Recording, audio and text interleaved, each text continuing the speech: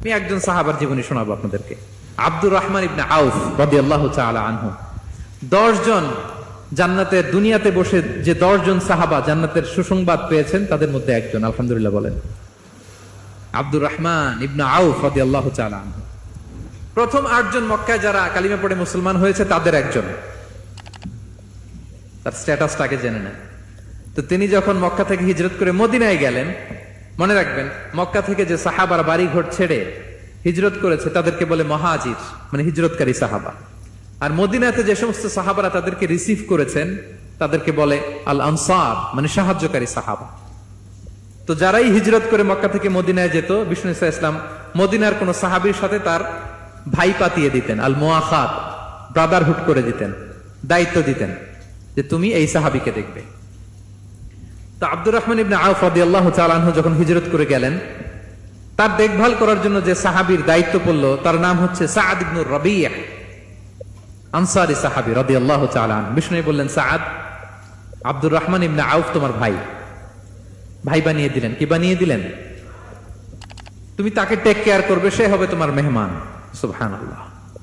সাআদ ইবনে রাবিয়া রাদিয়াল্লাহু তাআলা আনহু তিনি আব্দুর রহমান ইবনে আউফকে ডেকে নিয়ে গেলেন, ঘরে নিয়ে গেলেন মেহমানকে, এবং বললেন, ইয়া সাআদ ইন্নী আকসারুল আনসারি মালান। হে সাআদ, তুমি চিন্তা করো না, তুমি মনে করো না যে তোমার ভরণ পোষণ দিতে আমার কষ্ট হবে। আমি মদিনার সবচাইতে বড় বিজনেস ম্যাগনেট, সবচাইতে বড় বিজনেস ম্যাগনেট আমি। No tension, don't worry about it. Tension নিও না, আসো, তোমার জন্য আমার কি প্রপোজাল শোনো। ফাআকসিমু লাকা নিসফা মালি, আমার যত সম্পদ আছে আমি অর্ধেক তোমার দিয়ে দিব। সুবহানাল্লাহ। এত আসতে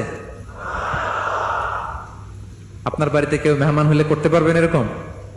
আল্লাহ, কেমন প্রেরণার বাতি ঘর তারা।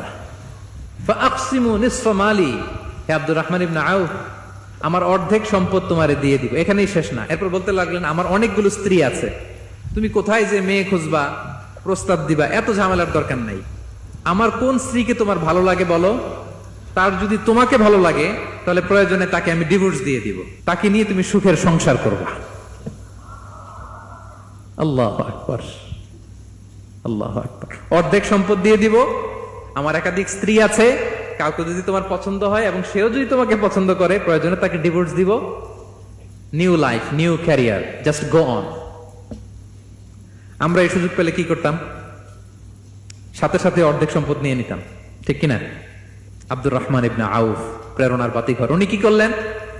উনি বললেন, লা হাজাতা লি ফি যালিক। আমার ভাই, তুমি যে বলছো সাআদ ইবনে রাবি, তুমি যে এত চমৎকার